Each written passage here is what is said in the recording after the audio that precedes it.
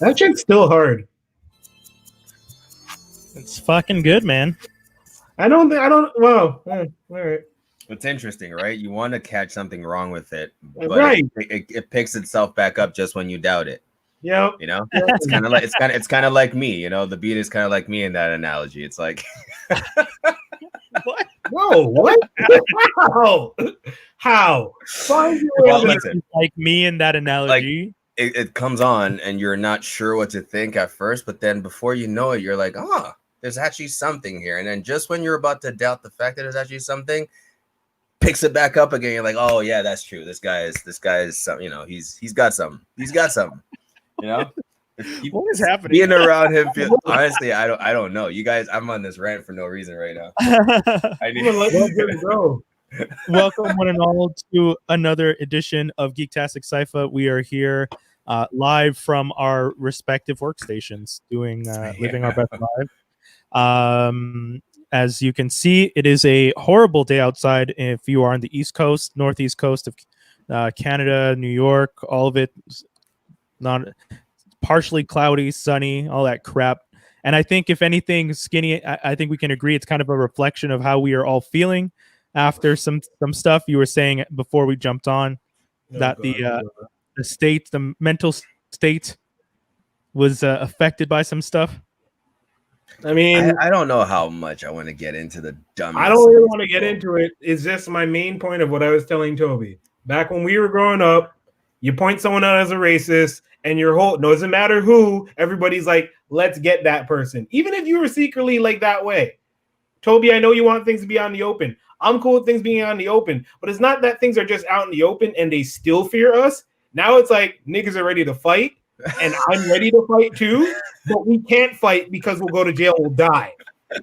So it's like it's pulling. Okay. It's really pulling. So I think you asked this before we went live, and I think I know the answer to why. It's because everyone's jaded, bro. Like, even those who want to, like, so much has happened in the past 4 years. And let alone this past 8 months. So much has happened in the past 4 years that has shaken the core of our society, kind of make people question, like, what our real true values are. And we're actually seeing the worst possible case scenario play out in front of our eyes right now. And what you're seeing is people not knowing how to react right now, like to the blatant, what's seemingly blatant racism or seemingly blatant disregard for human life, let alone Black lives. So can we say seemingly? Isn't it actually blatant racism? I don't see. I guess that's true. It's true. It is in a lot of cases. You know, it is. White supremacists aren't being nice about their white supremacy or their beliefs in, like. And the scary part is how it boils over into some people in the Black community. Like when you see Black people in the streets trying to paint over Black Lives Matter signs, saying that we're being lied to, you're being misled by the liberal elite, don't fall for it. The new that's the thing. Their reasoning for going after BLM is different from a white supremacist reasoning for going after BLM, right? Because the agenda is what they're arguing. It doesn't really represent Black people. It represents there's more to it than just Black people in the BLM movement. Let me get to that. Okay, so a friend of mine, shouts to you, Sean Couchman. He asked a question today, which is just like objectifiably this: if you support a white supremacist, how can you turn around and say that you're okay with me? And he asked that question. Bear none. Not saying anything about Antifa, not anything about Biden or supporting Biden, nothing along those lines. Niggas couldn't answer the question. Wait, hold on. Someone blatantly asked. Yes, if you support a white supremacist, which is Trump, how can you say that you're okay with me? And no one could answer the question. Everybody it's kind of a trap. It's kind of a trap, that question, right? Because it's either you are or you're not. It's not so much of a trap as it is more you might finally be opening the mind of the person. You know what I mean?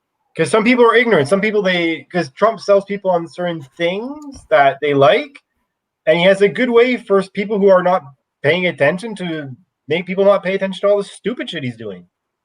I guess you're right, because what's happening,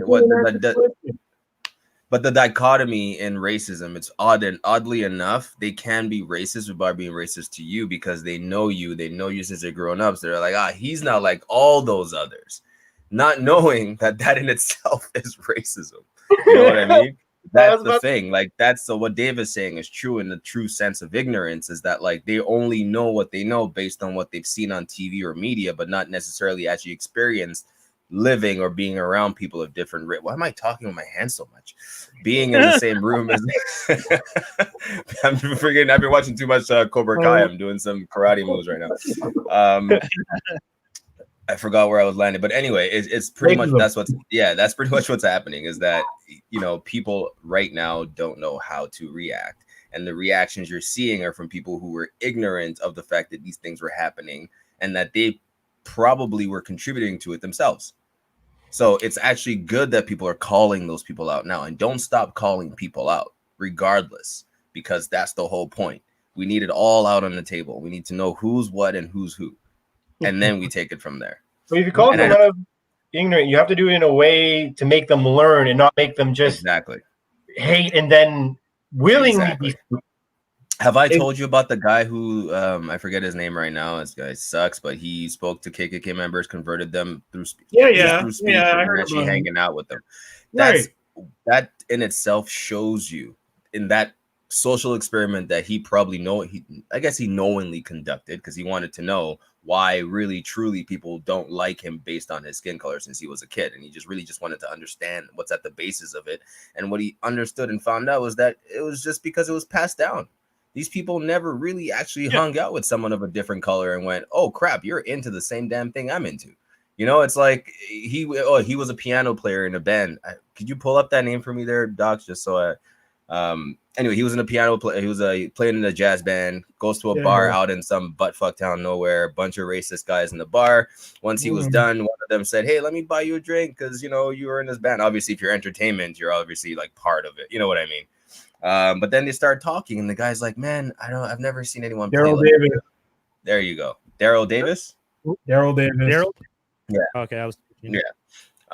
Anyway, I'm not gonna. Long story short, the KKK guy was just like, wow, like you had such a rich history. I'd never seen a black guy play piano like you before. And he's just like, wait, but we started this whole genre. Like, how'd you not even know? And it was just like the conversation starts from there. It's just a conversation. I get it. We're so damn hateful and so damn angry.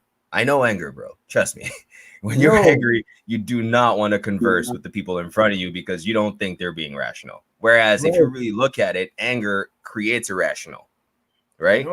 When you're emotional and angry, you become more irrational than you want to be. And deep down, if you look down, could you have gone through this situation less confrontationally? Yeah. So I understand your anger. Don't get me wrong. It's not even my anger. It's just where you're at that point where you can be like open it. At what point do we stop making excuses, man, for them? And stop being like, when do we have to stop teaching them? I don't have to fucking teach you. Learn yourself, bro. That's true. That's true. And I don't think I was saying them anything. We did enough. We picked enough cotton and enough fields for you. So we are not going to continue working at picking the knowledge of the world and feeding it to you.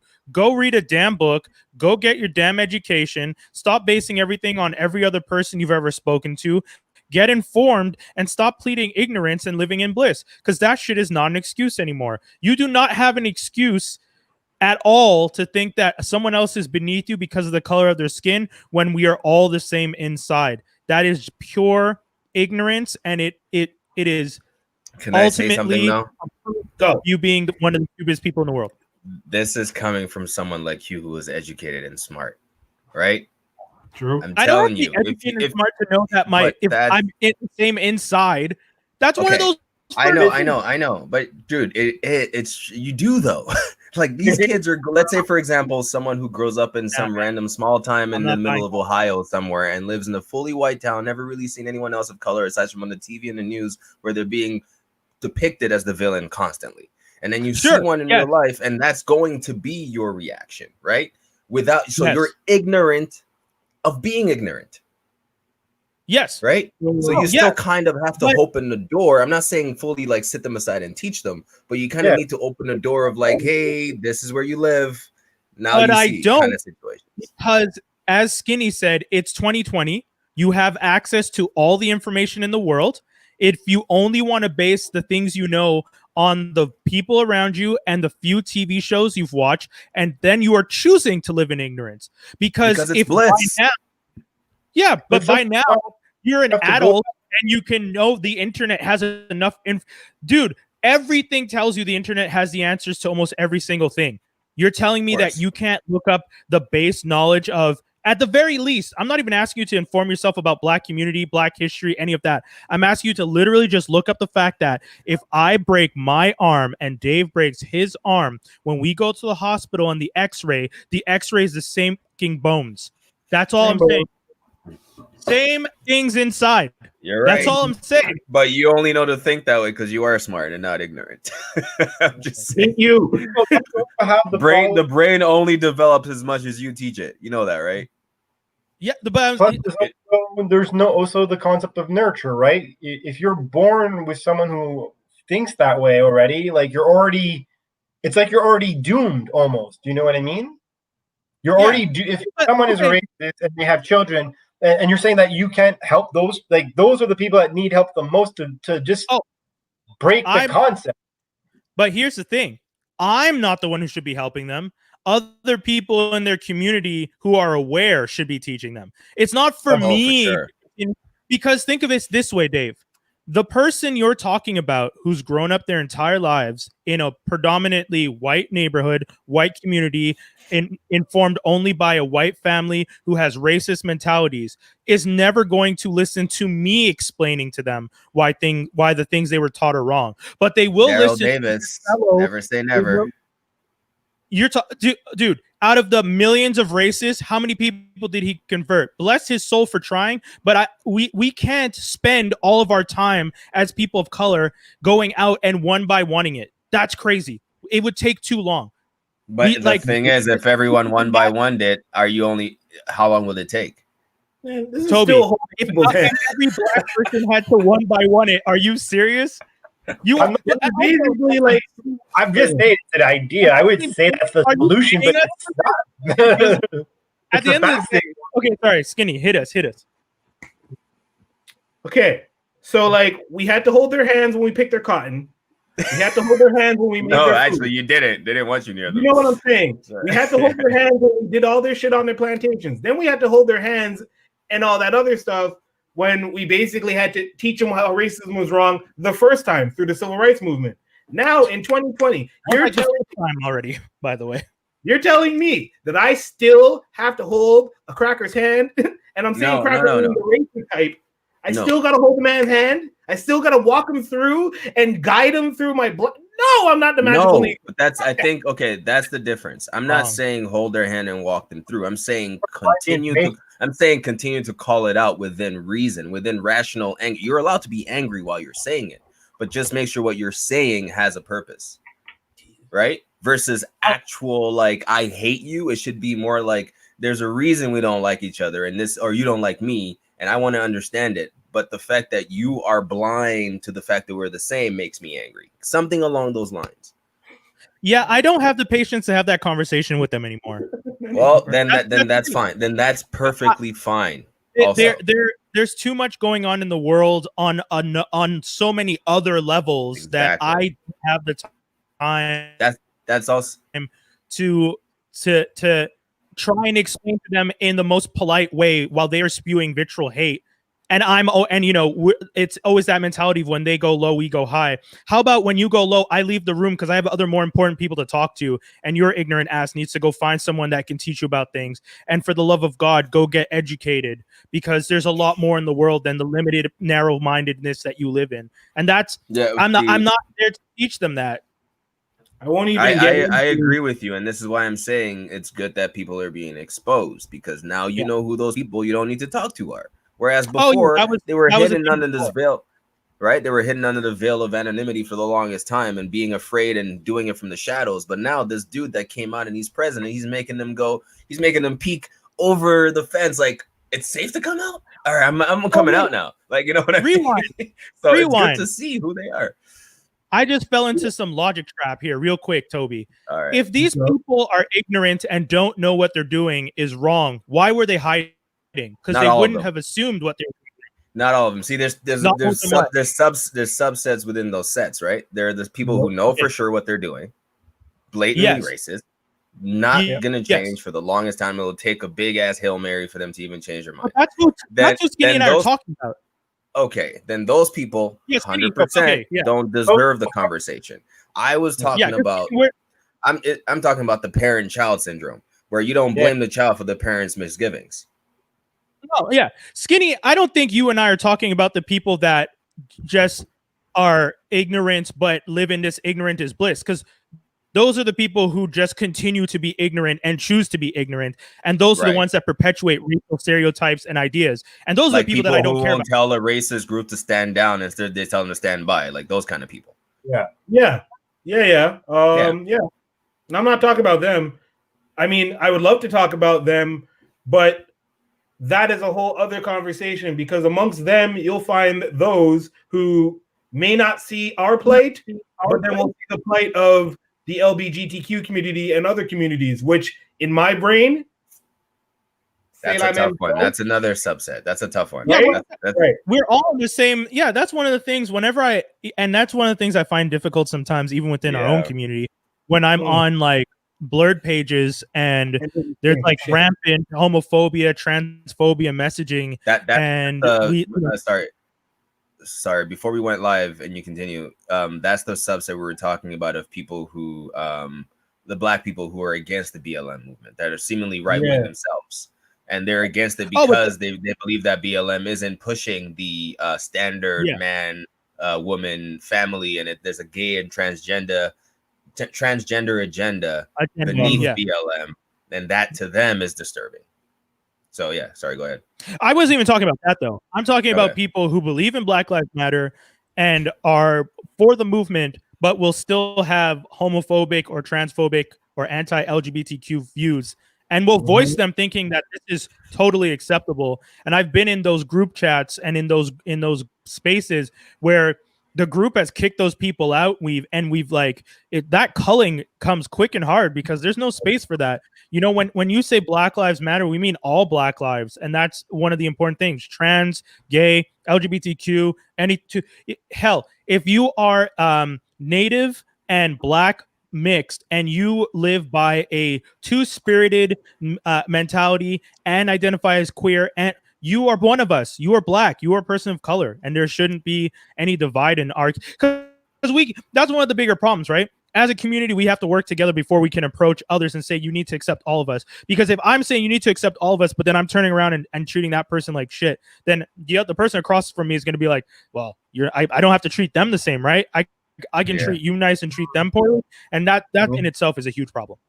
Is there one word to put? Because here's the problem, right? Is everyone feels like all these issues are separate. No, we got to deal with this one first, and then this one, this one over this one. When the underlying discrimination is the word.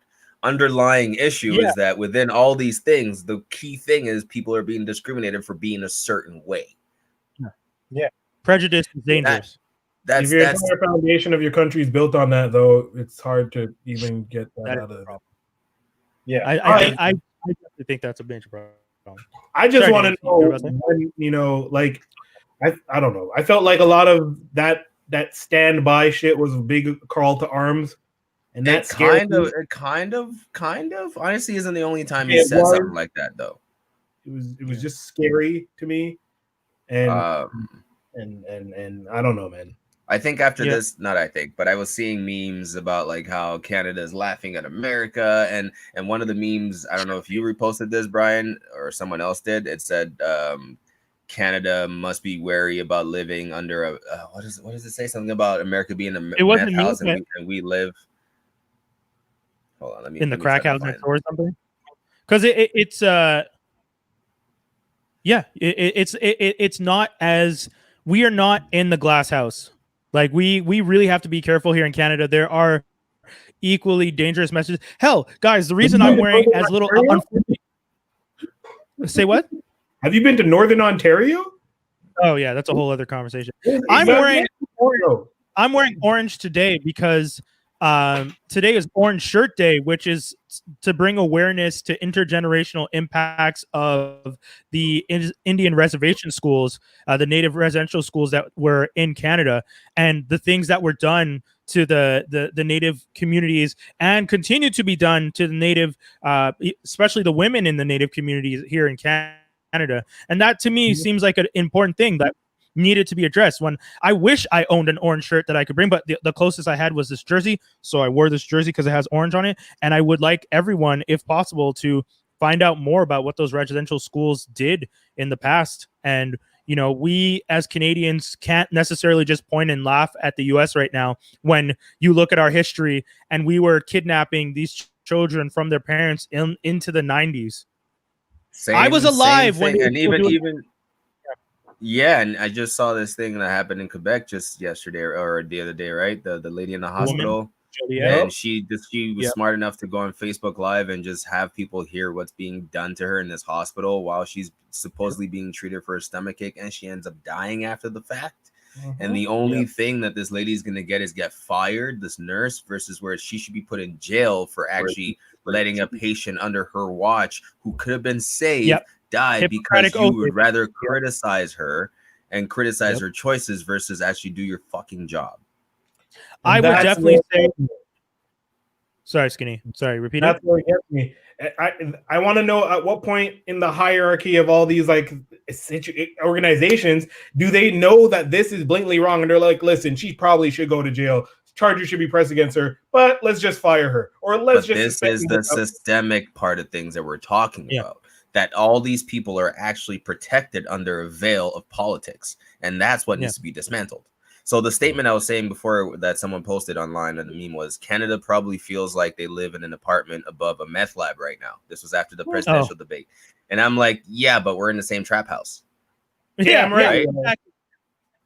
I was going to say, we're in we are out here. That's Come on. No, let's not kid ourselves here, people. Like, no, it's the same goddamn problem, just different people. Same house in the middle of man. Guys, this stuff is serious. If you guys want to get more informed, again, we always recommend people do your research, look into the Black Lives Matter, look into the impact that the residential schools had in Canada. You know, get informed, get involved, speak out. If you're ever in a space where someone is speaking disrespectfully to a person of color, a minority, someone's being ableist, all those things are things that we can be aware of and start to address better. I mean, as we were saying before, it's not for us to educate every single person, but we can call it out. And that's, I think, the main point that Toby's making is like, we can always call it out. And there's no reason for us not to. Absolutely. There's no reason. So, I mean, you know, hell, shows like Cobra Kai have people calling stuff out. 100%. You know, that's the type of show where that gives me hope for the next generation when you see that they are incorporating storylines of LGBTQ, of, you know, people being bullied, people being mistreated, people with, you know, Hawk has a disfigurement and finds confidence in the martial arts. But unfortunately, you know, with power comes corruption. Like, there's so many elements to that show that address a lot of the stuff that we're talking about in this world. Dude, first of all, talk about right now. Yes, amazing segue. Good job joining the two. I appreciated that, because I was like, how are we going to go from this crap to Cobra Kai? But Cobra Kai, as echoed by me and many others before me, because I refuse to believe it, is a show that has no goddamn right being as good as it is. This makes no sense to me that they were able to make me like the villain from the original Karate Kid. How do I explain this? Okay, it's everything I hoped the reboot of Star Wars would be. Oh, interesting. Right? In terms of addressing all the questions we had from the original trilogy, whereas it didn't really answer any questions. If anything, it brought a lot more questions up in the new trilogies, right? Yeah. There was no really, they kind of just put a bunch of mishmash together to kind of appease fans, but there was no real substance behind each character. Like going back, is there a character that stood out to you in the new Star Wars trilogy that you go, oh, I identify with this person? Aside from when they first sold us on the initial entry of the black guy and the woman and the empowerment and all that, but then once that veil again was gone, it was the same empty crap. Yeah, this show, Cobra Kai, does a fantastic job of reintroducing you to that world without coming across as corny, cheesy. Matter of fact, it makes fun of itself while making you laugh, cry, follow along with learn, and every single character on the show gets a background. You understand their motivation. You're with them every single one. I'm talking from the primary to the secondary. There's not one character that's left out and you're just like, I wonder about that guy. You actually know what they're thinking, what their motivation is, and what the next thing they're going to do is. And what's funny about the initial show. Oh, sorry, real quick. There are people on the show who come in that look like stand-ins in the background that end up having arcs. Like the two friends, the black guy and the white kid, who I thought were just throwaway characters, end up having an interesting mini like plot arc to their friendship, and that to me is crazy. It's actually insane. There's just so much to keep up with on the show, and I have to sit back and go, holy shit. Like they literally must have sat in rooms for hours just to make sure every character is exactly as I'm seeing them right now. I'm baffled almost. I don't even know how to explain what I'm saying. I'm literally, this is a recommendation. If anything, the fact that I have no words means you should go watch the show and just see what I'm saying. So what we also get to learn is the story from the bad guy's point of view, right? We all saw William Zabka's Johnny Lawrence as the main villain and the main antagonist in the story against Daniel LaRusso or Daniel's son. And we always saw Daniel's side. He's the new kid in town. He comes, he sees this girl. She's kind of being treated badly by her boyfriend. He steps in. Now him and this guy have a rivalry. Classic, right? Yeah. But then this show goes on and shows you Johnny explaining how he perceived the story, what he was going through at the time, and how things came across to him. And you go, holy crap. If you had both just sat down in a room and had a conversation, we wouldn't even be here. Yeah, and it's good to see that scene where they do actually talk a bit, and they start to realize, and they start to realize we could have been friends were it not for the, I guess, just timing. Teenage hormones. Yeah, timing and teenage hormones. It's just timing and teenage hormones. Like, that's pretty much what it was. Like, you know, Daniel's son came to town. He was alone. He was new. He was with his mom. He felt lost. He felt confused. And then you hear Lawrence's story and you're just like, oh, my mom married someone just to make sure I would be okay. I don't know if she was in love with this guy. I didn't feel happy. This stepfather treated me poorly. I didn't feel a lot of money. Supported.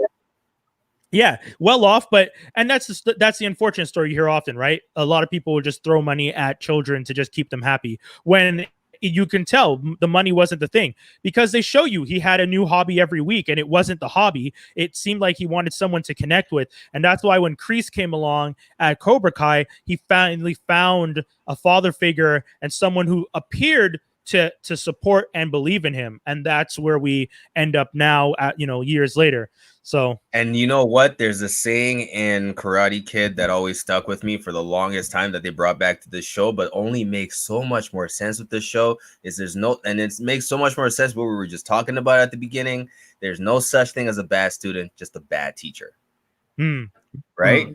He was desperately looking for someone to help him out of his bullying. He was being bullied at home by his stepdad. He, no matter how much money you throw at a kid, like if you're not treating him well, it's never, it could be a fancy house, but what's going on in the house matters. Right? And he found a place where he felt he belonged and someone was paying attention to him, even though the kind of attention he was getting was horrible from John Kreese. Right? But that to him felt more stable than anything else he had. So he kind of just fell along that path. Now, in the show, we get introduced to a kid called Miguel. Right off the bat, Miguel is likable. He's this, nerdy little kid with a couple of his friends. He kind of Great gets character. bullied all the time. Amazing character. You're like really liking him. You're going, oh, he's the new Karate Kid. He must be. But like, I'm assuming this show is about Cobra Kai becoming the new Miyagi-Do in some way, because Johnny Lawrence looks like he's finding his way as an adult now. He hit rock bottom, but now he's trying to make his life right by helping this bully kid. Because when he met him, the kid was getting bullied by some kids at a corner store. Oh, corner store, And Johnny Lawrence stepped in and kind of like, fought those guys. He fought high school. He beat up high school kids.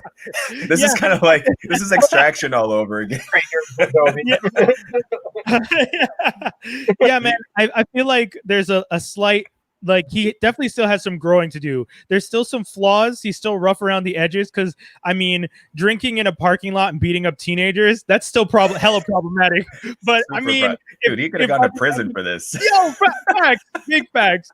And the fact that by the end of the season, you're rooting for someone that beat up teens, like you're like, how did you write this show that I'm okay? The beauty of it, because they inserted Miguel into this guy's life, and you saw Miguel was going to help this guy turn his life around and really realize there's more to life than everything you've learned. Now it's your time and your turn to nurture a kid and make sure he doesn't grow up the same way you did. Yeah. But the other side of that now is a lot of us have gone through this where we're like, when I have a kid, I'm going to do it differently. Yeah, I'm going to make sure that when he wants something, I'm going to be there. But you start realize the flaws and the issues that Johnny has, he's somehow still passing on unintentionally to Miguel and everyone else in Cobra Kai. Even though his message is, I'm helping you bullies stop being pussies. He says that a lot on the show. He said he calls them names. He's still very derogatory towards them, but while still trying to help them, it's again, he has a lot of work to do. Women, he doesn't want women at first. He doesn't want, and Miguel's like trying to explain. It's like, homie, we need money. Stop being so stupid. Like, you've got to accept people. And that was pretty interesting. I think one of my favorites was Aisha, to be honest. Aisha. Yeah. Why so? Did you think her arc was a little more like, her arc was pretty similar to Miguel's in a way? Except he's the main character. Yeah, I think I like her story one of the best. Yeah. I think she is underappreciated and is going through a lot with her friendships, because Miguel's thing is not that he doesn't have friends. He has friends. Aisha has Sam, but Sam, who is Russo's daughter, she's moved on to the cool girl. She doesn't want to really do the sign stuff anymore, and she leaves Aisha in the wake of that kind of move on into new things, which is fine. That happens when you're a teenager. You disconnect from people over the summer. I think we can all say we've all gone through that at some point in our lives. But I think the part of the story that made it interesting is the fact that when she realizes what's going on, she is hurt for a moment, but decides, no, you know what? I'm gonna go on and do better things. And she joins Cobra Kai and starts to find the confidence. And then her mom that one time shows up and starts discussing, like, Russo's trying to get other people. I mean, this is jumping ahead quite a bit, but Russo's talking up his new situation, and she comes in and like undercuts and is just like, oh, yo, let me tell you about Cobra Kai. This is what they did for my daughter. Bong, bong, bong. My kid's amazing now. She's got confidence. She kicks ass. She's a martial art. I'm so proud of her. And it's just like, that's incredible. Like, I'm happy that kind of confidence comes with it. And the other thing I like about Aisha's character is that, much like you were saying with Miguel's story, her story progresses similar to his, but she never seems to fall into the trap of the power that comes with now being a martial artist. Difference between man and woman? I would like to think it's not about gender. I think it's because they definitely play up the gender roles a lot in the show. It's very much the classic, like, most of the show is the classic, like, boy and girl type stuff. Moon is the only character who appears to be LGBTQ so far that I'm aware of. But yeah, I hope that it's not a gender thing, but you're right. It, based on how the show is written, it did seem like a gender thing.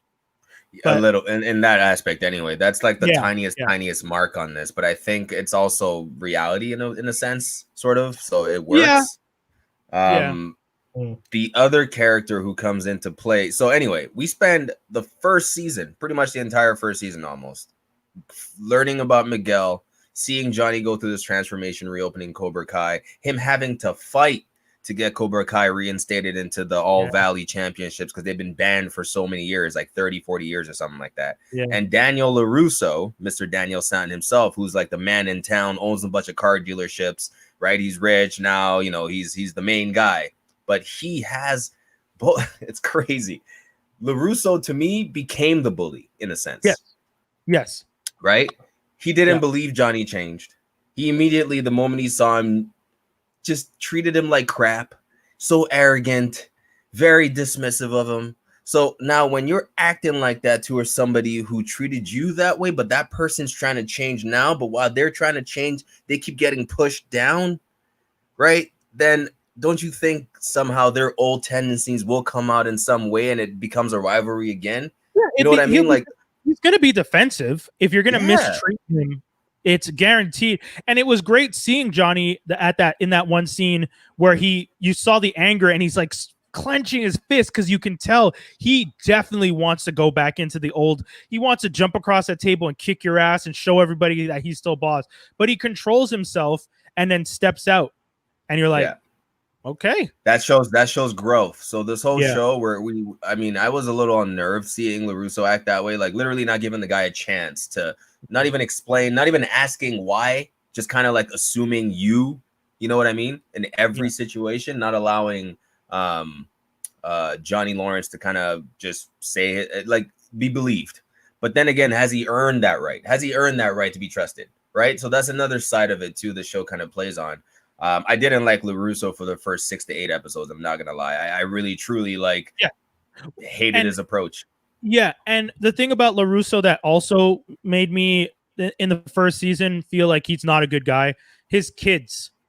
Like the values that LaRusso grew up with, as we've seen through the movies, did not get instilled into his kids. His daughter is in a hit and run. His son is a spoiled brat. His wife seems okay. Spoiled. Oh my God, that son? His son is a spoiled brat.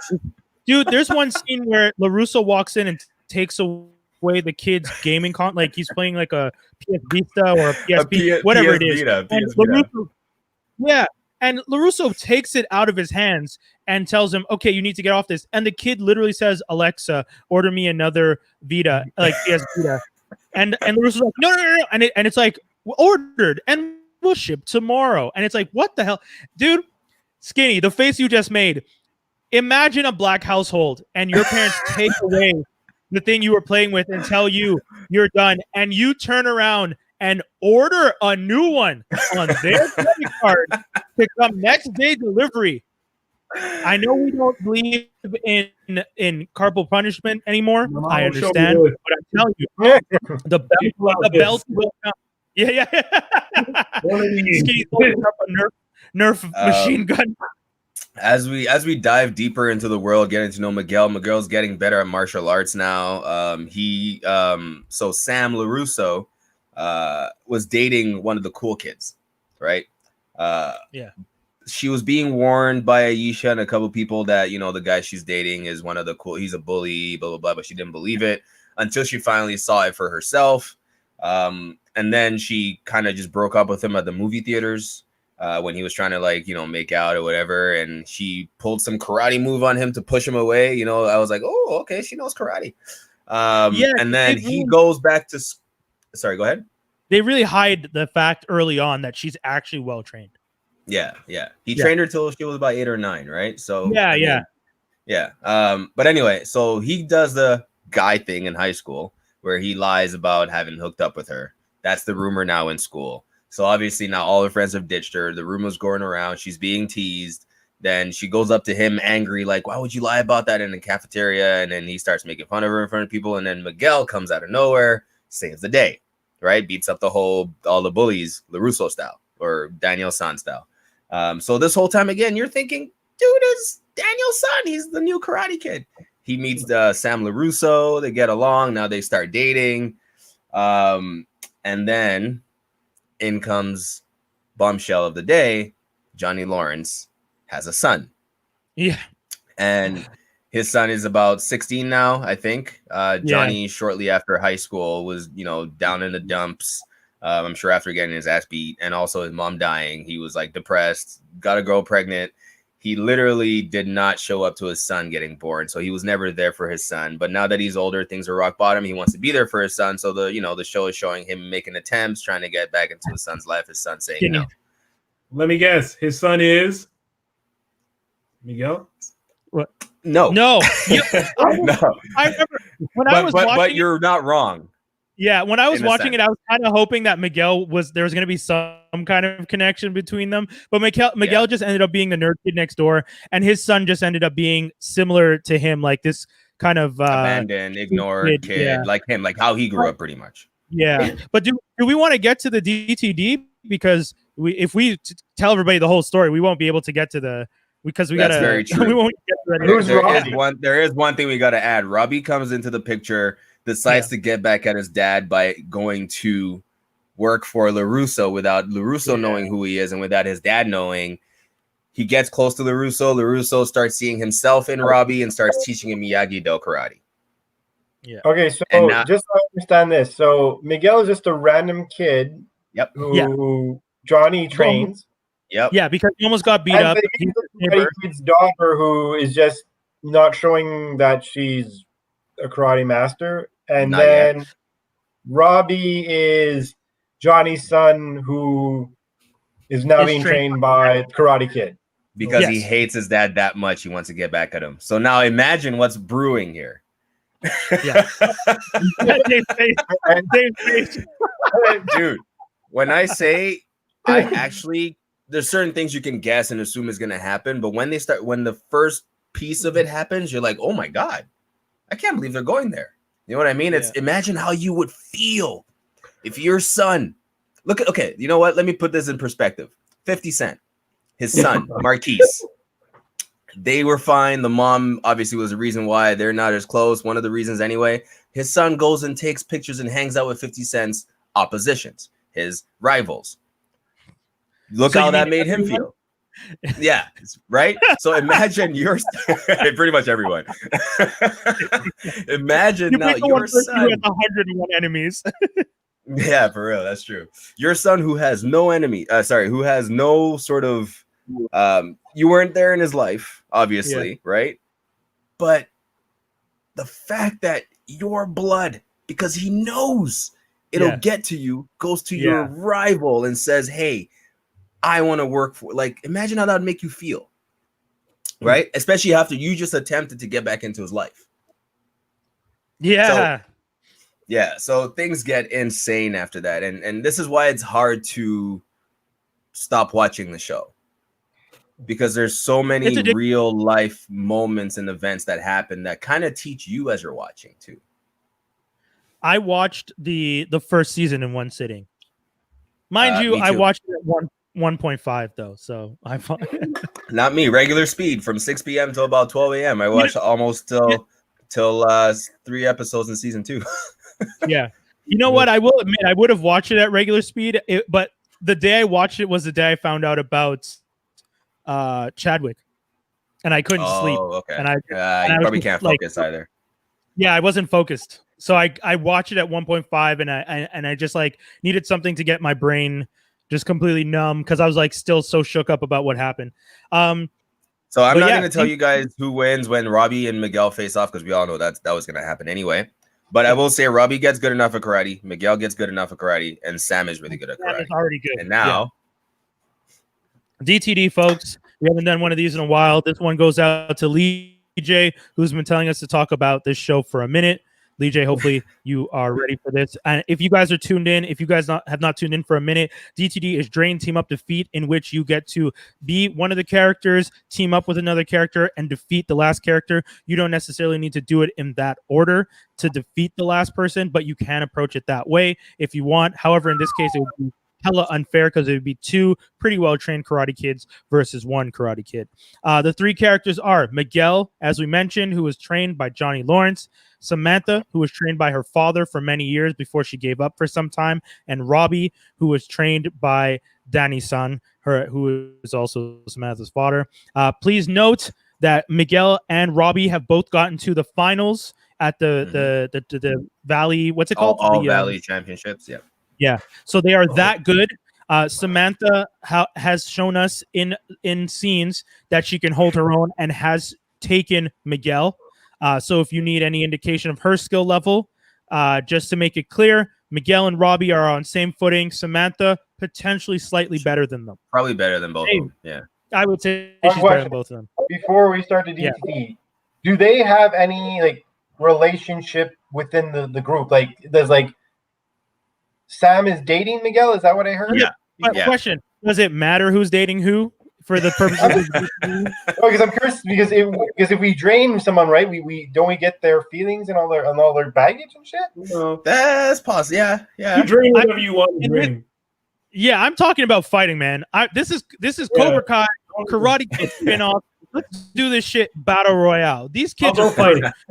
We're not Me first. hit us, homie. Give me that Sam. I'm gonna be her. Okay.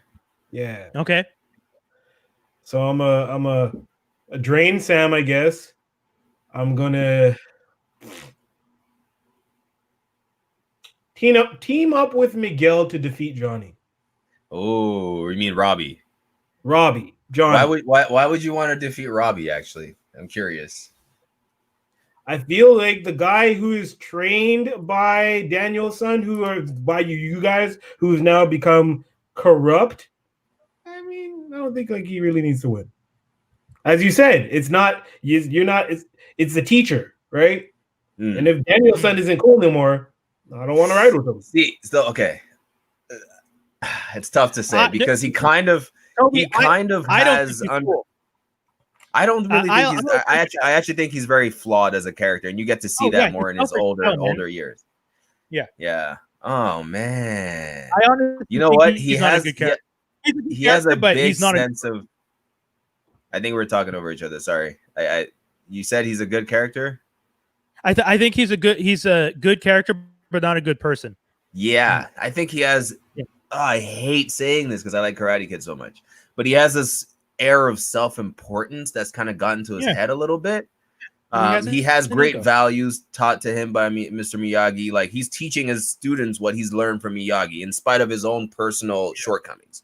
But because I get to see his shortcomings on the personal side, it almost makes me not care much for his karate lessons. You know what I mean? It's almost like he's not being true to himself. And I'll take.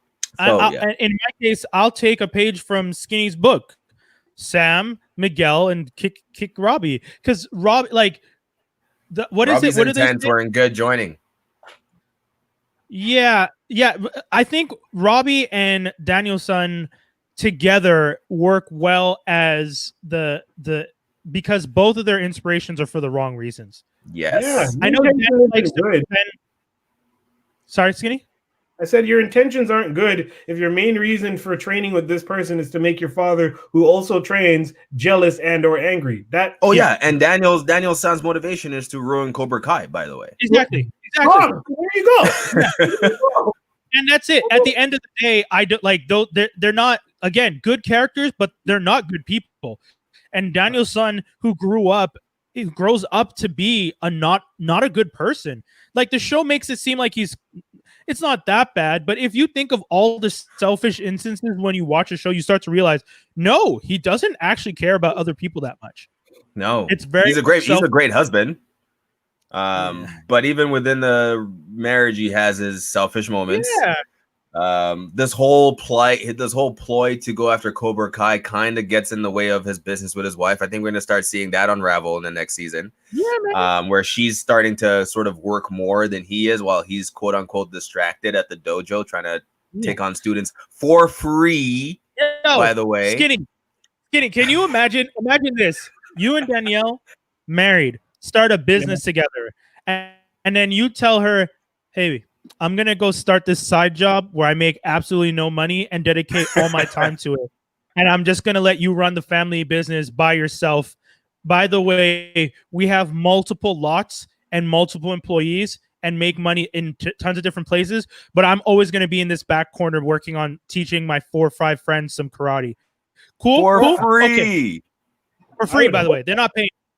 He put out a whole damn YouTube ad advertising Miyagi-Do for Use the budget. free. Yeah, use up the budget money. Oh, used up the budget from the car dealership to do it. Yep. Yeah, I'd like to point out. I would leave my ass, and I would applaud her for doing so.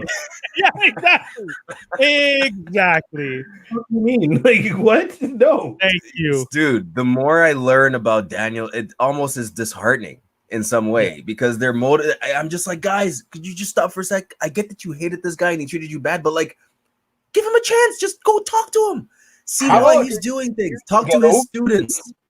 Huh? Say what? How about it's been years and just simply get over it?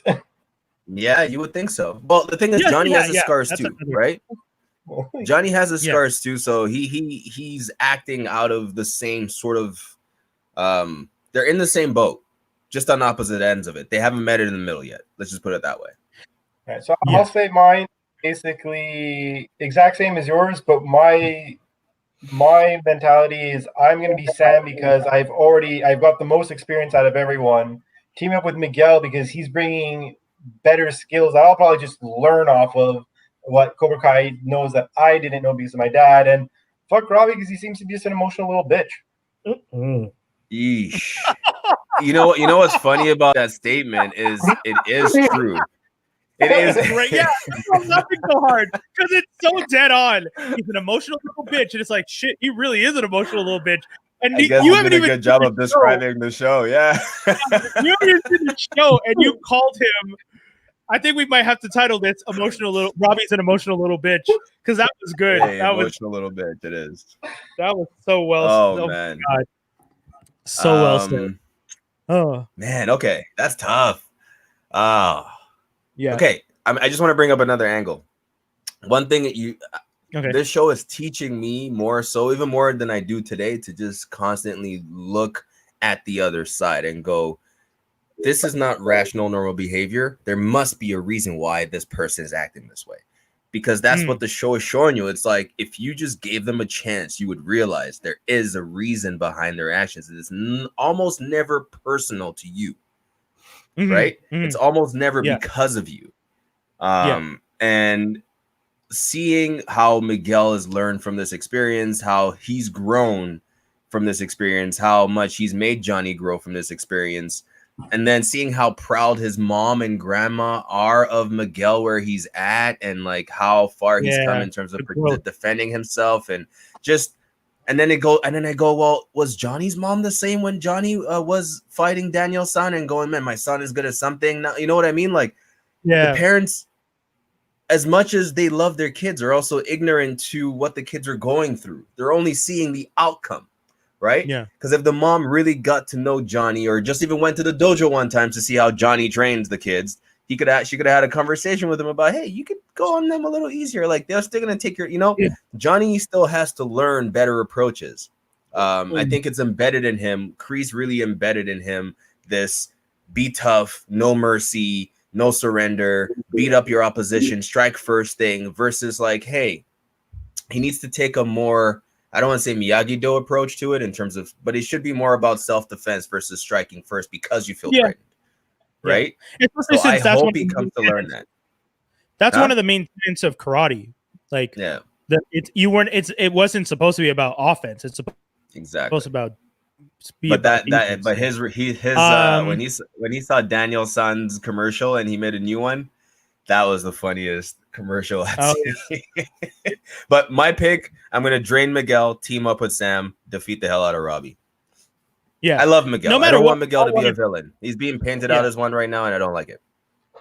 I think we all want Robbie out, and based on the description and based on what we watched, the fact that we all agree that this kid should be out is probably saying enough. Like we all get it. Crazy, guys. We got to get to a quick message. Don't go anywhere. We have more Geektastic Cypher right after this.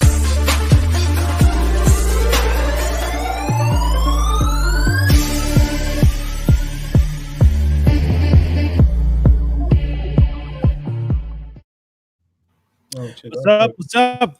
Back. We have Do the Right Thing. We're probably going to make it super short because we ended up talking about Cobra Kai a lot longer than I think we expected to. But boys, what are we talking about first? Toby, did you have one you wanted to talk about? Are you good to? I think I'm just going to give a sort of recommendation to. I think this was another Lee J recommendation. Yeah, Yeah. DJ was Yeah, talking yeah. about. Teenage Bounty Hunters. Cool. I gave it a chance, watched the first 2 or so episodes, 2 to 3 episodes, and that is a show that surprised me as well. I was actually genuinely surprised, and I think the name Teenage Bounty Hunter, and I told you guys this before, does it a disservice. It should be called something else because it makes it feel like it's a kid's show. Whereas the moment you step into this world, it's the furthest thing from a kid's show. It's raunchy. Yeah, it's straight to the point. It's about these two sets of, I guess, fraternal twins because they're not identical. Yeah. And they, I guess, are trying to lose their virginity. They're in a Christian school. You know, that whole classic story of, you know, things are super religious and they're, you know, everybody goes to church, but it's set in that kind of world. But right off the bat, we see them hooking up with boys, and, you know, they're at that stage in their life where they're like, you know what, screw the religious misgivings. I wanna experience life. And through one of their experiences one night, they come across, I forget his name. Do you know the actor's name there, Brian? I forget his name. Yeah, what's Kadeem his full name? I always forget his full name. But Dwayne from Kadeem Hardison. There we go. Right. Yes, there you go. He's a bounty hunter. He's chasing this guy. The girls end up kind of intersecting with him on one of his hunts, and they capture the guy somehow. Don't ask me why. I'll just watch the show. And then he goes, well, oh, where are you guys from? Are you bounty hunters? And this is kind of how and then they learn how much they can make from bounty hunting, and they kind of just continue doing it with still going to school, their whole religious thing. So there's all like these kind of sides playing into it. Anyway, from what I've seen so far in 3 episodes, it's good. It's worth a watch. It's a modern day Charlie's Angel, less cheesy. That's funny. Modern day Charlie's Angel. Okay. Yeah, kind of. Fair. Dave, my boy. Going really watch anything this week? Yeah, exactly. I didn't get a chance to really watch anything new this week, at least, and I ended up finally picking up my PlayStation remote and played Star Wars Jedi Fallen Order, which has been pretty impressive game. So how the game is that it's between episodes 3 and 4, and it's roughly. Well, sorry, it seems to be roughly because it's after the Empire Rise, I believe. So it's a few years after that happens, and it's basically one random Padawan that you saw went into hiding. And he gets triggered by an event to go out and finish his training and like restart the Jedi Order. And you're that person. The person's based off of the guy. I forget the name of the actor, but he's the guy who played the Joker in Gotham and the guy who was on Shameless there. Right. Yeah. So the look is clearly based off of this guy. The thing about I was gonna say Jerome for a second because that was his name. In the short, I've only played like the equivalent of like 2 planets, so I've got the 2 different areas in the game. But it's very, very cool. Cameron Monaghan, by the way. It's very, very well done. The art style of it, or the graphic design of it, is amazing. Like you see like hair blowing in the wind, like follicles of hair. It's really, really well done. Like the details of like how planets and like the ships and all that is spectacular. I've not gotten enough abilities yet, but already with the few challenges that I've had, I'm like, if this increases, which I could only assume it will, like the way of you being a Jedi is dope. Like there's one time where I was going somewhere and there's these smasher pits trying to mine, and you literally have to run off a wall, and as this thing's trying to crush you, like jump up on it and jump over to get to a location. And I was like, this is like level 2, so I can't wait for the rest of the game, needless to say. And it's just been a lot of... There's a rule in video game industry where they spend most of their energy on the first 30. The middle is kind of the same, and then the end shows you more. So hopefully you don't get disappointed on your way there. Well, just because I know for a fact right now, because I saw a friend play it before, that's the reason why I downloaded it. I don't have like 2 or 3 key abilities already. Like I can't force push or pull yet. So like there's a lot more, like just the interaction of what I have now based off of what's in the levels has been pretty dope. Won't lie, it is hard to a certain degree, or maybe I just haven't played video games in a long time, so I'm rusty as fuck. But if you're someone who likes the Gotham games and have played a lot of the Arkham games, I should say, the controllers will be a little wonky to you because basically the jump button is dodge, which is a button that you usually always pressed. So like I've died many times because it just doesn't work. And then when I tried to switch it to being a dodge button, something else being the jump button, it doesn't work. So your brain has to get a little adjusted. One of the things I do when I go into gaming is I assume I don't know how to play the game. Mm-hmm. Like I try to forget everything I played from, like, you know, Watchdog 1 to Watchdog 2, the controls changed. The new Spider-Man, I'm assuming they're going to change something again.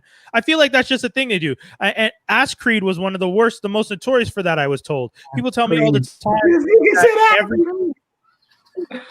But no, is it not true? I hear all the time that from one game to the next, they do. Is that not a problem?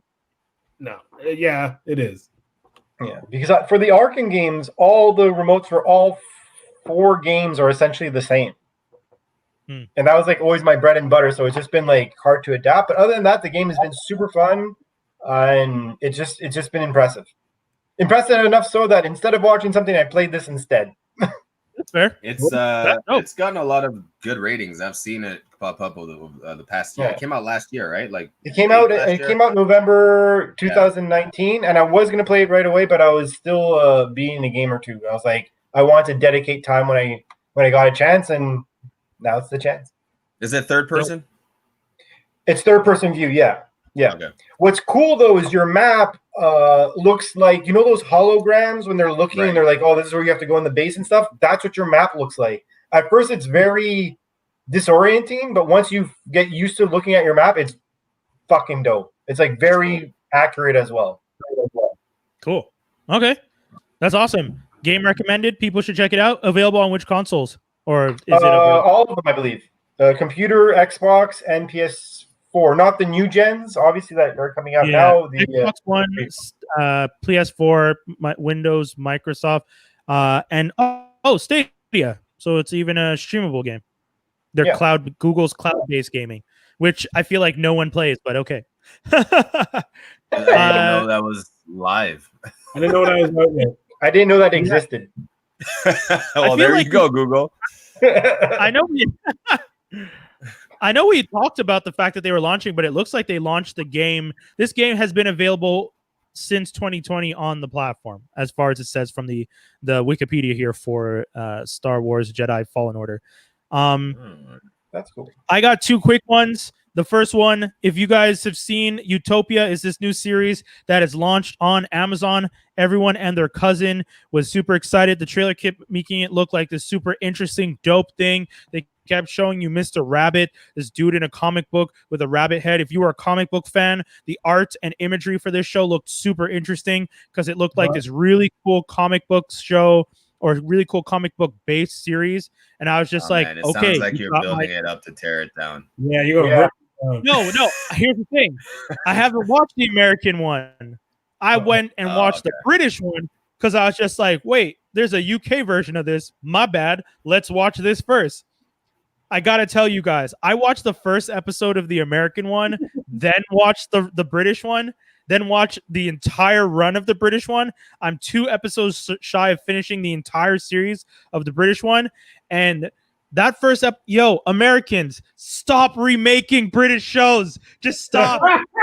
Stop doing it. Oh my god, dude. The first episode, we watched the first episode of the British series, and we were just like, did we just watch a 2-hour movie? No.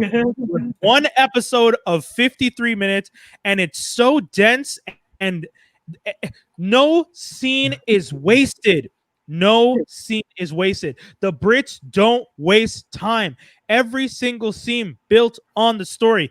Meanwhile, in the first American pilot, there is stupid scenes where this guy and this girl are making out. That's it. It's just a scene of them making out and talking. For what? What did it serve? Nothing. It's the first episode. I don't know these characters. I don't know anything about their background. I don't care that they're attracted to each other. You are wasting my time. Build the characters first before you introduce stuff like that. Meanwhile, the British one, do you think watching the British one first might have harmed your viewing of the American one? Because then maybe if you had seen the American one first, the American one is not. I never expect the American series to stand up to the British ones ever, and this just continues to be. The American one was never going to, because I watched the first episode of the American one and was just like, this is kind of a weird show. Then I watched the first episode of the British one. I was just like, okay, this is a good show. Like oh, I get it. This is this what they were trying to do with that? Is this what they're trying to remake? And I was just like, no. Do we have an example outside of The Office of British shows that successfully transitioned to American versions? Oh, success! I don't know. There's a few, but House of Cards is one. What was it? Originally America, in UK? Yeah, House of Cards is originally a British series that ran for multiple years and did very well, actually. And then Netflix bought the rights to the UK version and then made their American version of the show. Shameless. Oh, yes. Okay. Shameless. Yeah, that's true. Okay, so there's a handful. Yeah, but that's the thing. If you watch, I don't think American Shameless is better than British Shameless. I just think that American Shameless. You haven't. I've watched. American Shameless has a very big following, though. Nonetheless, mind you, it's better. One can maybe argue it's slightly at par because I hear nothing but great things about. I would say it's more popular.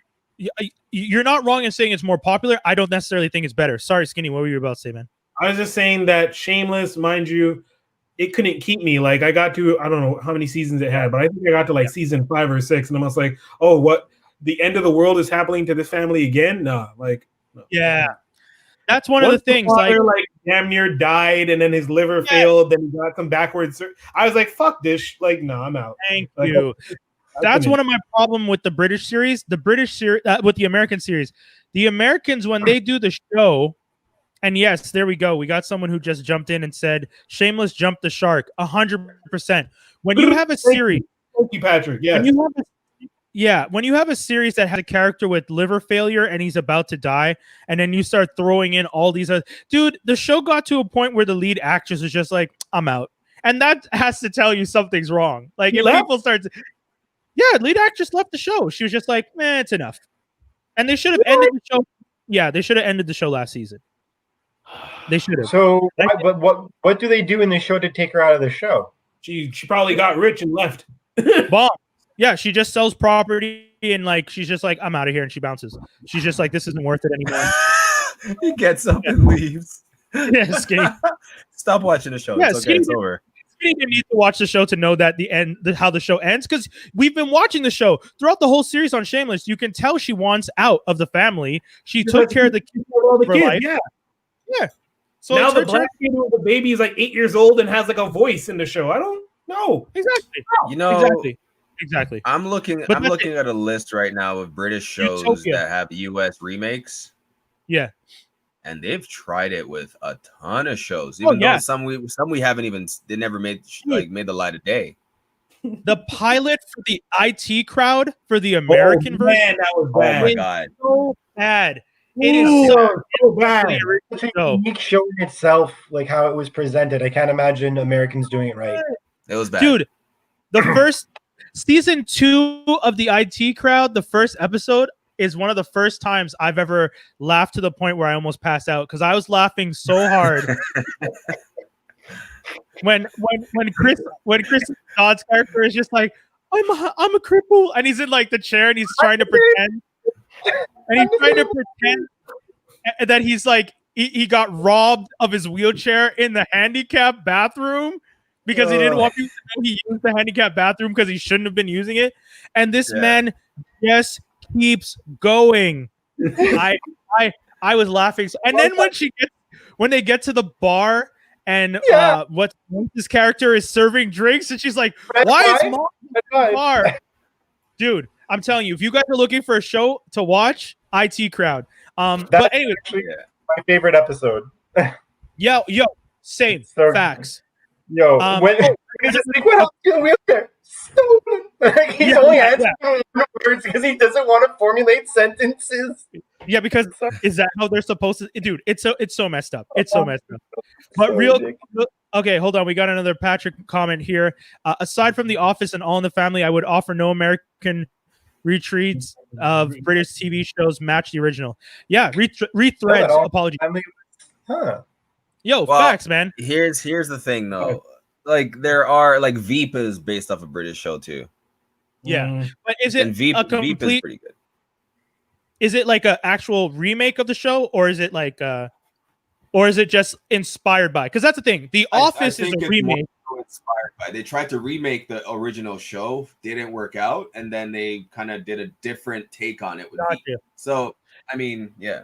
I wish instead of doing remakes, they actually just said this is in the same universe. Interesting. Then you're not shitting on the other one, and it just then if anything, you could do crossover. Sanford and Son was a British remake. Yeah, What? Yeah, it was. Steptoe and Son was the original. Yeah. But yeah, imagine those two families meeting up. Yo, you know what? Dave's not wrong with this idea of the same universe where like these people exist over here in the States and there's a British seeing that more. Yeah, and I'm down for that. Yeah, I'm down for that too. It's the Walking Dead and Fear the Walking Dead syndrome. Yeah. And even if you want to do The Walking Dead set in the UK, like there's what happens in the UK during the Walking Dead situation? That would be amazing to watch. Yes. Yeah, Utopia is a solid show. I tell people, if you want to watch the American one, by all means, it's out now. I get why, but if you do have access to watch the original Channel 4 British series, I would say check it out. You will be pleasantly surprised. Yeah, Ricky Gervais does visit the Office. That's true. Yeah, that's actually a good point. I guess The Office does kind of play on that. But I mean, The Office also very much sticks to the fact that it's a remake because the first few episodes of the American Office are literal remakes. Same thing with Law and Order UK. Law and Order UK is essentially... Yeah, Law and Order UK, the first few episodes are the exact same thing. But yeah, I'm telling you guys, watch Utopia. It's solid. Okay. Everything's been good. The British version. Yeah, watch the British version. I don't know about this American version, guys. I got to be honest with you. That first episode, the way it starts, the way it plays, the way people act, not impressed. The kid who's playing Grant in the original British one, great job. The kid who's playing Grant in this new American version is the same. The little kid from Euphoria, and that kid is a good actor, and I look forward to seeing what he does with the character. He's the shining light that I'm expecting to pop out of the show because that kid is amazing on Euphoria. He doesn't put up with anyone's shit. And the fact that he's that good, I'm excited to see. So, yeah. X of Swords, creation number one. X of Swords, super quick. I'm not even going to talk about it more than just thumbs up. I know about X of Swords. Yeah, creation is the first issue. Some characters are going to die. Some crazy shit's about to happen. If you guys want to get back into the X-verse, I would say read Power of X and House of X and get all the way down to this because this is going to be a dope continuation. Oh, this is a comic book. Yeah. Did you read like any of the prequel stuff, Brian? I've read Power of X and House of X. Yeah, but like, so you know the story of this and why is it going down and all that? Like how, Araco. Yeah. I've never read Otherworld. Yeah, it's gonna be nuts. I'm excited though. This looks dope, and I like stories that feature Apocalypse. I think Apocalypse is a dope character, and it looks like there's gonna be some interesting things. Wait, hold on. What happened to Kid Apocalypse? Is he like bad and mean now? What? I don't know. He's not in here so far. The guy that Phantom X and Deadpool were saving in the Uncanny X-Force. He's like Apocalypse when he was a teenager. I don't know. But yeah, guys. Wait, hold on. So this comic book pits 10 mutants with that wield blades against people from another planet. I mean, I don't want to explain more than I want to give it a thumbs up and move along. If you guys want to talk about it, that's up to you. No, that's fine. That's fine. I'll go pick it up. I'm curious now. I'm curious. Sorry, Skinny, not to rain on your parade. If you want to talk about it, that's all you need to know. Swords. Yeah. Okay. Yeah. Cool. Apocalypse Children and swords. Done. Right. Yeah. Apocalypse Children is actually a good point. Yeah. Wow. Yeah, I'm looking forward to this. I think it's gonna be dope. And yeah, we got geek news and rumors for you crazy kids.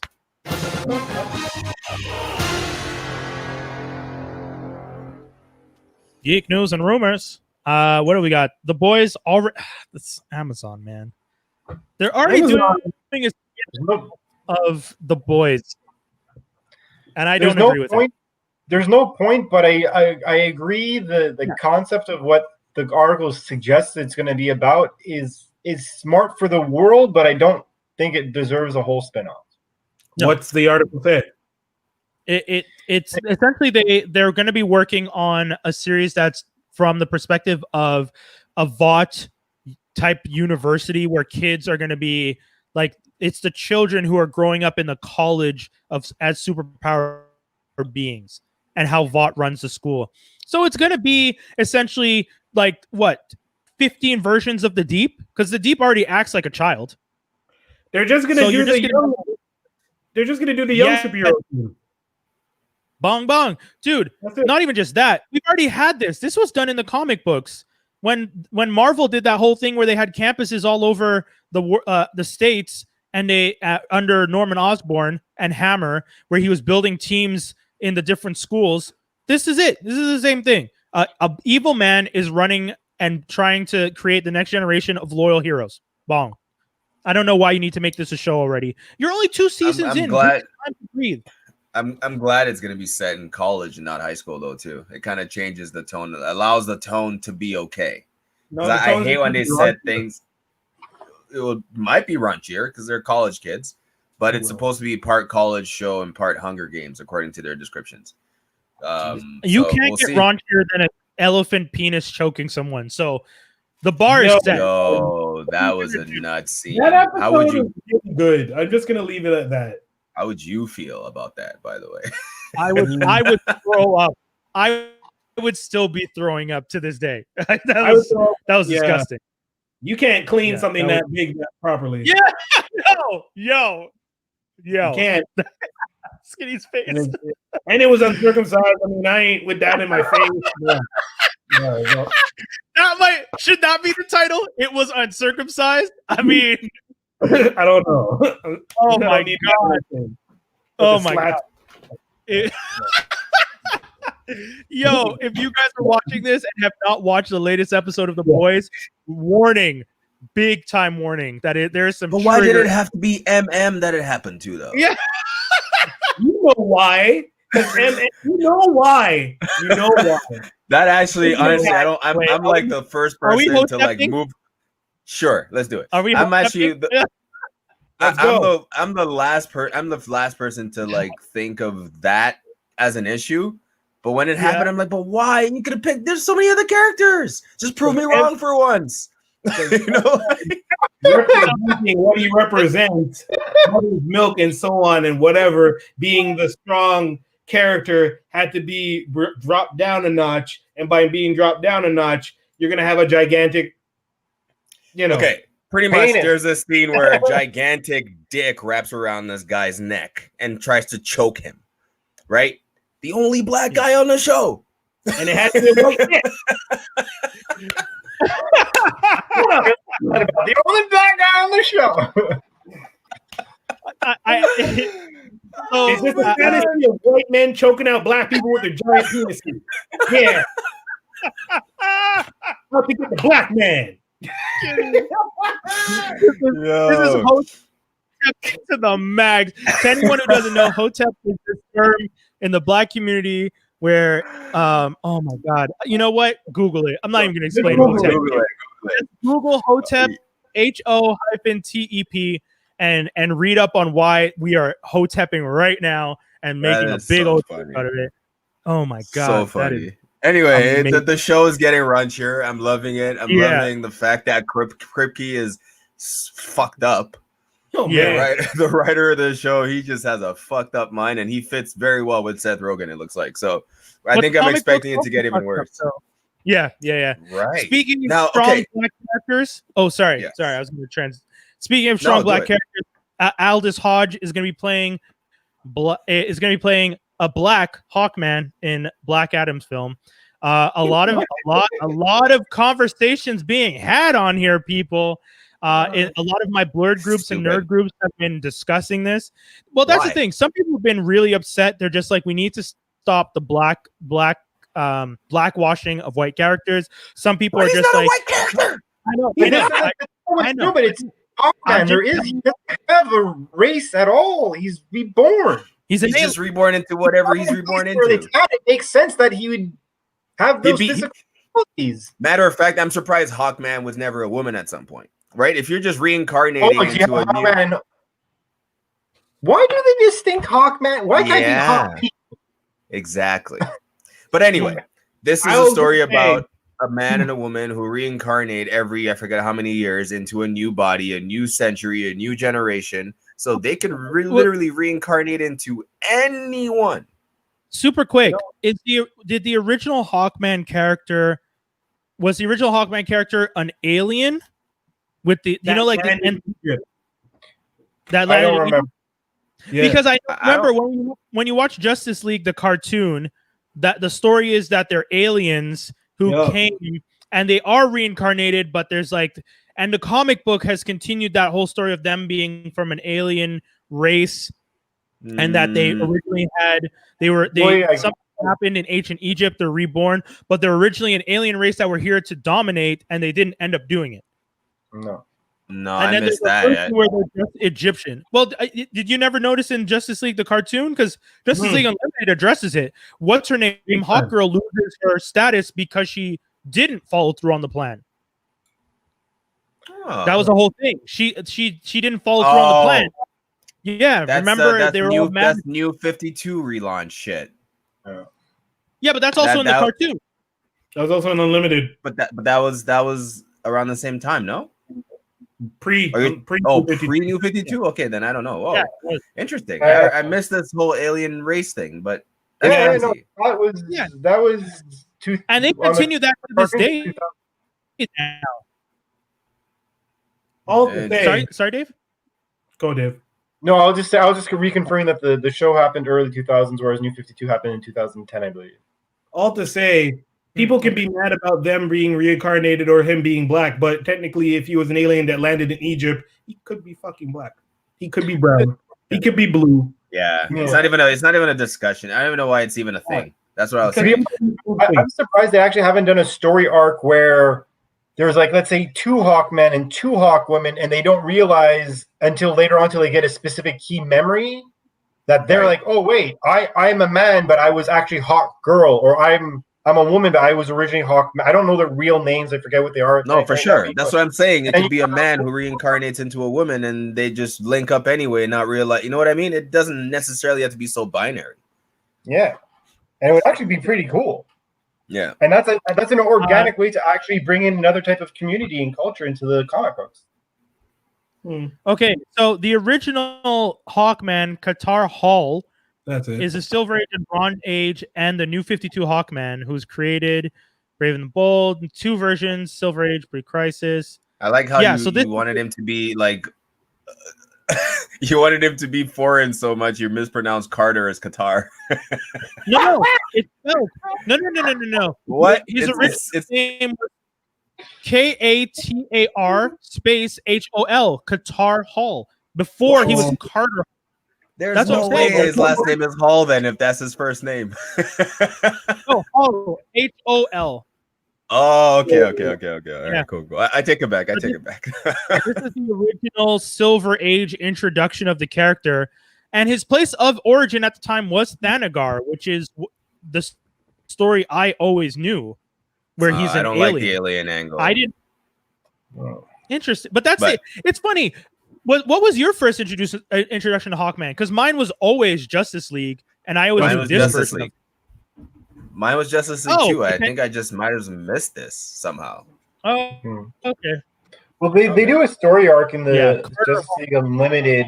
It's a good 3-4 episode thing. Yeah, unless you're talking about comic books. Huh, all right. Yeah.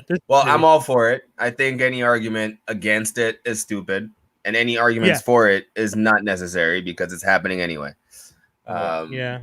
all the power to Yep. what's his name, Aldous Hodge. No, I'm actually down. that argument is just as stupid as Nick Fury getting a TV show. Oh, for sure. Oh yeah, Nick Which Fury is- doesn't need a show. I'm against. This is Why another not? one. Why not? Say what? I Skinny? think the show will be based on his times right after Captain Marvel, right? His times on the ship with the the Kree, Is the that Skrulls. His show is gonna be the sword show. huh? if his show is gonna? Sorry, Skinny. His show is going to be the sword show.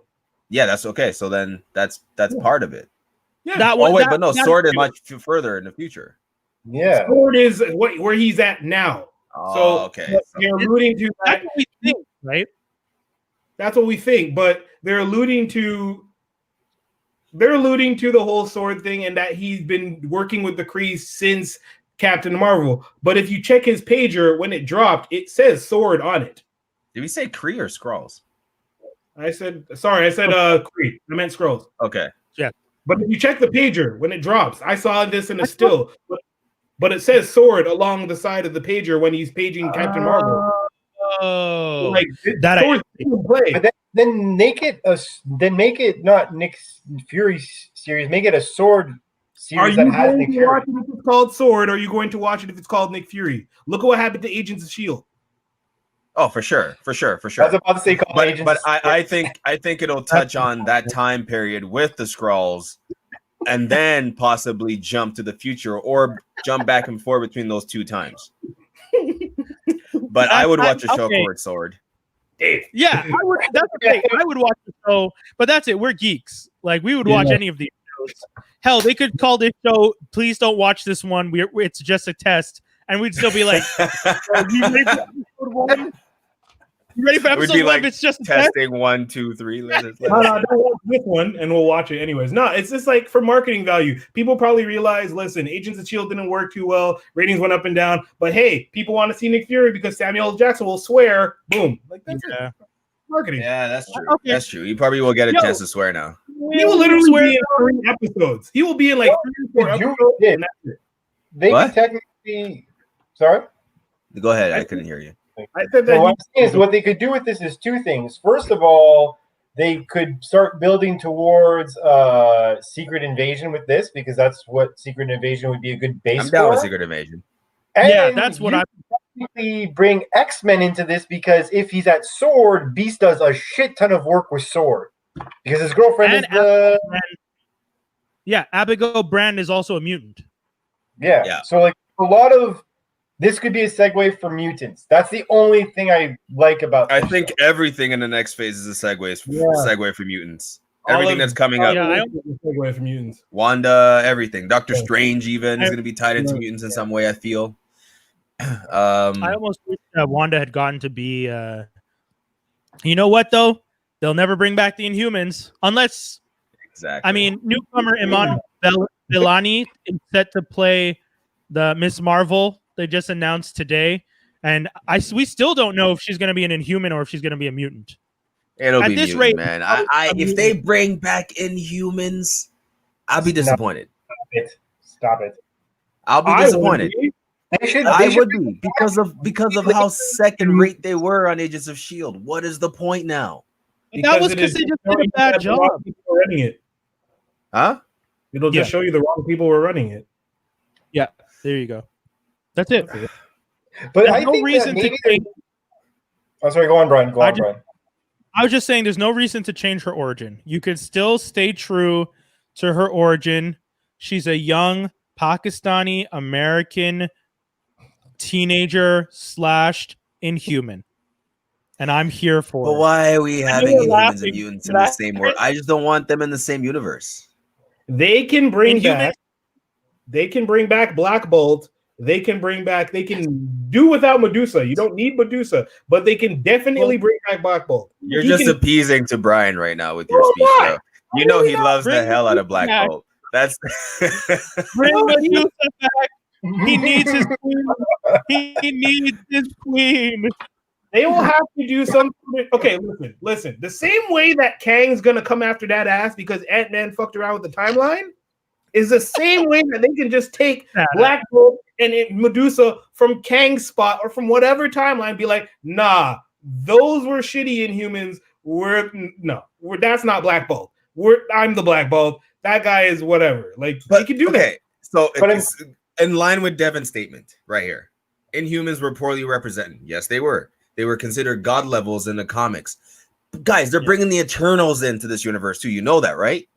Yeah. There's too much happening. Yeah, but hold on. The Inhumans are like Inhumans are godlike in their power sets, but no more so than an Omega level mutant, and we're gonna bring Omega level mutants in anyways. Like Black Bolt. What kind of level of destruction are we expecting in this next phase? But that's it. Black Bolt doesn't actually have to talk. I mean, this is one thing that the Inhuman series definitely messed up. But one thing they got right was if he coughs, he causes a major destruction. Even though in the comic book he was able to withstand a punch from the Hulk once and not even breathe out hard and still survived. But I guess we have to make it and limit him. Does that mean he ever got sick? Because if he gets sick and has a bad cold, doesn't mean like. Oh my God, it's over for the world at that point. Shame on you for asking that dad question. That was a dad moment right there. That is incredible. Hey, that was great. Kids, do you think if he coughs, he could shame on you? It's an argument. It's an argument. That's what nerds have. No, don't do that. There are a lot of holes. There are a lot of holes in this game. You're right. Comics, goddammit. All I'm saying is I'm excited that they finally cast the character. This young actress identifies as Muslim. That was a big part of the character. A lot of people were very excited. She's not known. I haven't seen her in anything. Brand new. This is going to be her first role. Yeah. Kumail Nanjiani tweeted at her. He was very excited as a Pakistani actor himself because of the representation. I know that the young girl from that Netflix series what was it? The Netflix series with the Indian girl whose dad died. I don't remember right now, but she was being like looked at. Yeah, she was being tapped to maybe take the role, and she's also from Toronto because both these actresses are from Toronto. But she said, "I'm not interested in taking the role of a Pakistani character if I myself am not Pakistani. I don't identify. I'm Indian." Never have I ever. It's a pretty decent show too. You should watch that. It was a pretty decent show.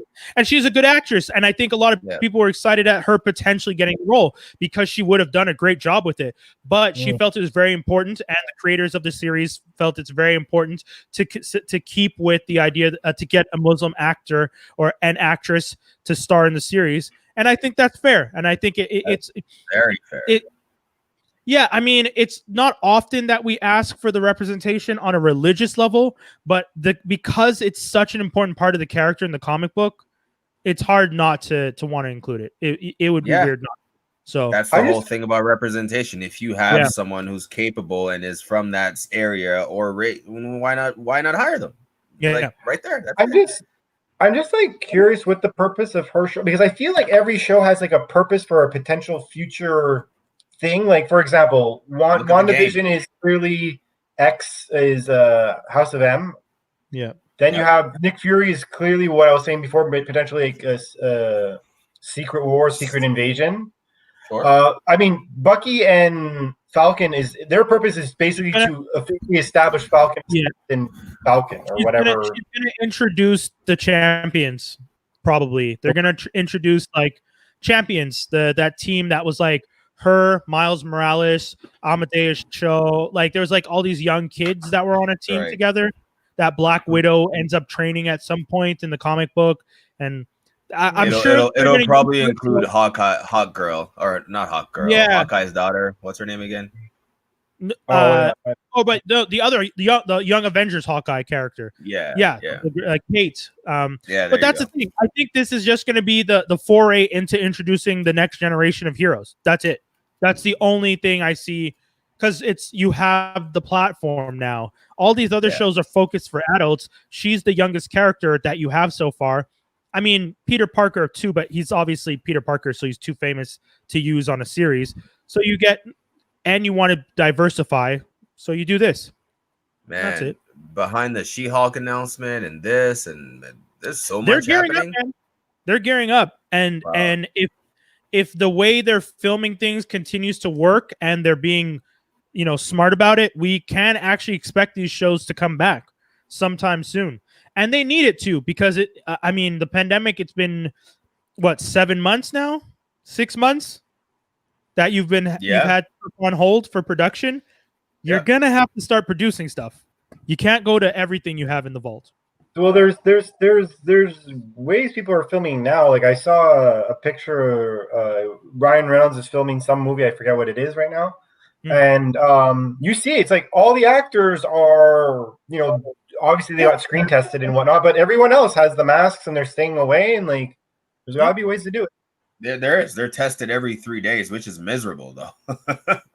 So well, you if have you're to in the go States, for that though, nose. in the States, it's not your nose anymore. They do the saliva test. They've approved it in the saliva test in the States. Recently? Yep. Oh, yep. Okay, that's good. One of my friends is a doctor in the States, and she was saying she gets tested multiple times a week, and they now just do a saliva test for her. So if you're doing the saliva test on sets in the States, it's so much easier. Last bit of news we have, guys. This one, we knew the correcting was going to come, but Adult Swim pulls retired episodes from the Boondocks over cultural insensitivity. Huh? So the episode episodes. An episode, a show yeah. for people of color for the most part. This was an way of expressing yourself. Which episode? Yeah, the story of Jimmy Rebel and the pause episode were the two that were pulled. When I read the reason for the story of Jimmy Rebel, I understand, because whether or not the show is from our perspective, the fact that Uncle Ruckus and Jimmy start singing about Mexicans at the end is hella problematic. Like, like you can't. Hey, we're black, so we can be racist too. Like, no, that the pause episode though, I don't think they should have pulled. I get that the pause episode feels insensitive, but if you were gonna pull the pause episode for feeling insensitive, why would it be okay for on Lovecraft, the last episode, for Tick's character to call his dad an F word? You know what I mean? Like, the idea behind this episode was to address the homophobia in the black community, and that episode of Lovecraft is addressing homophobia in the black community. One of them is this 30-minute comedy from Sony. The other one is on HBO. They are both doing similar things. Is it smaller? Is it on a smaller scale the way Tick did it in Lovecraft? Yes, but it's still there. This entire episode deals with it, which is, yes, problematic, but it's still taking stuff out of the run will change the way the story is told. And as a person of color, as a black person, I'm not gonna hide the fact that within our community, like we said at the top of the show, bring it full circle, there is homophobia, there is transphobia, there is anti-LGBTQ sentiments that have been in the community for a long time, and we are working in our community to do better. But if we start to hide the things that were done in the past, that's not gonna get rid of them. I had a friend who was saying, you pull down all these statues of from the South, slave owners, etc. He was saying, don't destroy them, put them in museums and show people that these were, put it in the Hall of Monsters, whatever you want to call it, but you should still show people that these horrible people. One of the things he was saying is, you put the statue, you put where it was sitting before and why it should have never been there. And I thought that was a good idea. Problem with history, and why history is what it is people trying to erase the actual reality of things. And when you destroy things and you erase them from history, no one's going to learn not to repeat the same damn thing. And so that's what I agree with your friend. I didn't agree with him at first, but I started to understand what he was trying to say. And I feel like pulling episodes like Pause from the Boondocks is, I mean, I'm not comparing the episode of Pause from the Boondocks to amazing works of art and the historic longevity of our culture, but I still think that the show is touching on something that should be discussed. That's all. Yes, of course. Yeah. That's it. It's just like having a conversation. You should leave it out there, whether it's good or bad. But now that people have quote unquote a conscience now, you can have a conversation about what parts of the show were good or bad and what you liked about it, what you didn't like, and leave it at that. You don't have to completely erase something from history. Yeah. Because next Key and Peele and Chappelle show, they're gonna start coming after those guys. That's what I'm saying. Where does it end? Yeah. Like, there's episodes of those shows that definitely. If you're saying you don't like seeing black people in whiteface, Dave has a whole character that's whiteface. The journalist. They're gonna start saying, yeah. Like that's why I was saying them. Like they also like on Netflix removed a bunch of shows where some actors were portraying blackface and stuff, right? Yeah, Bob Odenkirk, the Bob again. Yeah. Why are we removing and deleting this? Because 10 years from now, no one's gonna remember Bob or David Cross wore blackface in the comedic skit with Bob Odenkirk. Is that the point? Is to forget? Yeah. Yes. Or the point is to not repeat? No, the point is to erase it so that they don't feel ashamed and then they don't have to think about the problem, right? That's the problem. Damn. Good call, Skinny. I don't feel ashamed, so fuck it. Get rid of it. Yeah. Yeah. Crazy. Back. Guys, that's the whole show, you crazy bastards. We did it again. I was asked to show my chair. If you guys are listening to this, I bought a chair from Secret Lab. How is this chair? I want to see this chair. Well, the bad sit. We don't really see. You're gonna have to get off of it and then turn the bad sit. Turn it around, yeah. He's not wearing any. He's not wearing any pants below the waist. That's why while he's sitting down. So he doesn't want to get. Ooh, that is. Oh, nice. There it is. There it is. That's a wicked bat signal, man. Is it actually comfortable? Yeah. Is that hand stitched? That logo? It is. It is. Wow, it is. That's dope. And it's real leather and all that jazz. So if you guys are watching, if you guys are listening to this, I got a new chair. I'm very excited. It's a very comfortable chair. It's a Secret Lab chair. Shout outs to them. You get this isn't a promo, but it's pretty sweet that and I found this on Reddit. If you just email them and ask, hey, can I get a discount? They give you $20 off. Oh, nice. Like that. Mind you, the chair is a lot more expensive than $20, so it feels like a drop in the bucket. But $20 is $20, folks. So that $20 will get you food that make you feel better in an instant. There you go. There you go. Yeah. I needed a new chair, and I was willing. I've gotten to a point in my life where I'm willing to spend money on things that I will use daily. My last winter coat, I spent my winter boots. I spent this chair. These are things that I'm like, you're an adult. Start focusing on the things you use as an adult. Exactly. I can't only just buy toys, guys, as much as I want to. For shame. I can't only buy toys.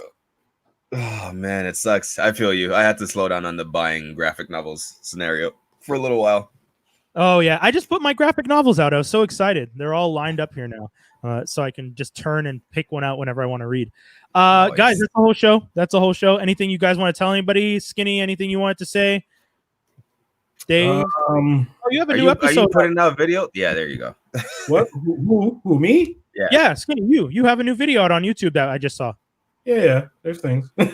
Toy reviews are coming out. I don't fucking promote myself. Action Figgy Skinny, it's there. You gotta promote it. How are they gonna find it?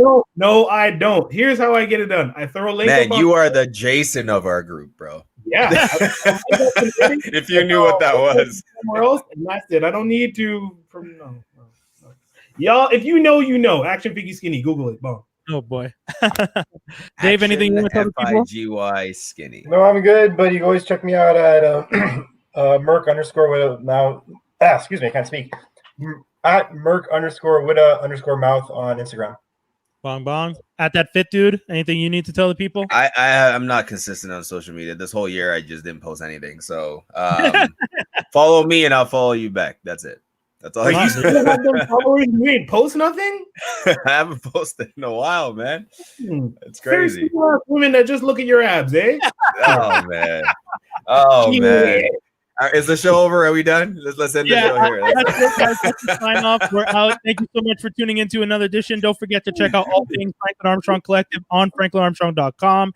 And you can check out Geektastic Cypher on all the podcast platforms. Happy International Podcast Day today. September 30th is when we recorded this episode. So we want to give a big shout out to all the other podcasters in the world. We appreciate that you are part of the same collective with us. We are all one world with the podcasting. We have so much fun doing it, and that's the show, guys. We're out. Peace, everybody. Run the collective. Peace. You-